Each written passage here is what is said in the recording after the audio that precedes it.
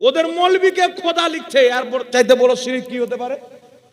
আর আহলে হাদিস কি লিখছে শুনেন, আহলে হাদিসের সব চাইতে হিন্দুস্তান, বাংলাদেশ, পাকিস্তানের মধ্যে সব চাইতে বড় ইমাম সিদ্দিক হাসান ভোপালী নিজের কিতাব খায়রাতুল খায়রাত, আমরা ইয়া নবী সালামুন আলাইহি পড়লে বলে বিদাত।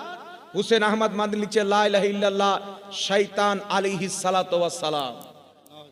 চিন্তা করছেন, শয়তানের পড়তে দুরুদও পড়ছে, সালামও পড়ছে, ও পাক্কা মুসলমান। আর আমরা নবীর ব্যাপারে ইয়া নবী সালামুন আলাইহি পড়লে আমরা নাকি বিদাতি। তো একবার সামনে চলেছে বেটা মা কা দুধ পিয়া है तो सारी दुनिया जान जाएगी कि कौन बिदाती है और कौन सुन्नती है। আর এখানে অনেক ভাই আছেন, একটা বই আছে তারাবির 8 রাকাতের পক্ষে একটা বই লিখেছেন আপনার জলঙ্গির বিমল দাসের বেটা। ওই বইয়ের প্রথম পৃষ্ঠাতে উনি খুতবার পর যে দুরুদ সালাম লিখেছে, আমার দিকে লক্ষ্য করেন, ওই যে আপনার বিমল দাসের বেটা খুতবার পরে যে দুরুদ সালামটা লিখেছে 8 রাকাত তারাবির ব্যাপারে যে কিতাবটা লিখেছে বাংলায়, ওই দুরুদ আর ওই সালাম পৃথিবীর কোন হাদিসের কিতাব নাই, ও বাড়িতে জলঙ্গি থানার পাশে বসে বসে বানিয়ে লিখেছে। তো ও যদি দুরুদ বানায় তো সুন্নাত, আর কোন মুহাদ্দিসের বানানো থাকে তো এটা বিদআত। শরীয়ত আর বাপের গলার ঘাটাই, শরীয়ত কওয়ার বাবার জমি, শরীয়ত যেটা তোমার জন্য, শরীয়ত সেটা আমার জন্য। আর একটা কথা ডাঙ্কার চোটে বলছি মুসলমান, এখানে তো আপনারা হয়তো কয়েকশো লোক শুনছেন, এই সোশ্যাল মিডিয়ার মাধ্যমে সারা পৃথিবীর লোক, লক্ষ লক্ষ লোক আমার বক্তব্য শুনবে।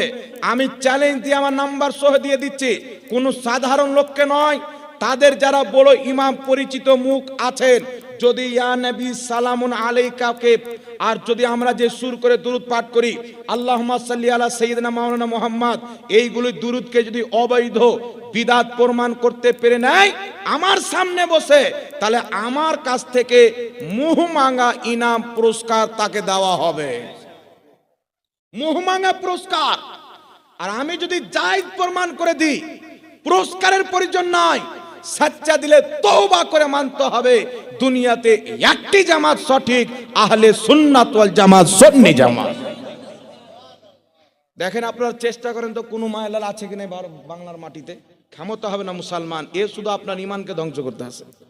একটা কথা মনে রাখবেন, যে ভালো ডাক্তার রোগীদের চিকিৎসা করে, আর যে চিটার ডাক্তার ও ভালো লোককে রোগী বানিয়ে চিকিৎসা করে। বুঝতে পারছেন? তো এরা যদি ভালো মানুষ হতো তাহলে আমাদের কাছে আসতো, আপনার মতন সাধারণ লোকের কাছে যেত না। এর নিয়ত খারাপ। আল্লাহ বলছেন ফাসআলু আহলা যিকরি ইন কুনতুম লা তা'লামুন, যেটা তোমরা জানো না, যারা জানে তাদের কাছে গিয়ে জেনে